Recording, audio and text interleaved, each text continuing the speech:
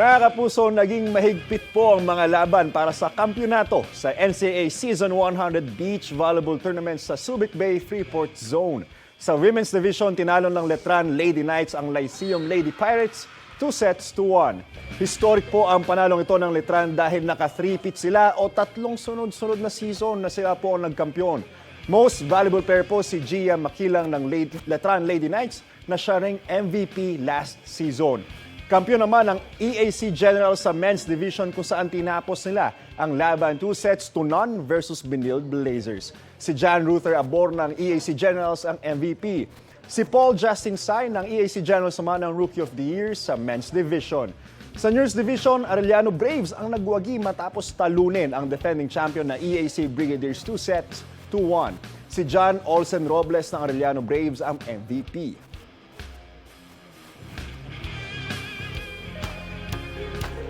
Kapuso, huwag magpapahuli sa latest news and updates. Mag-iuna ka sa balita at mag-subscribe sa YouTube channel ng GMA Integrated News.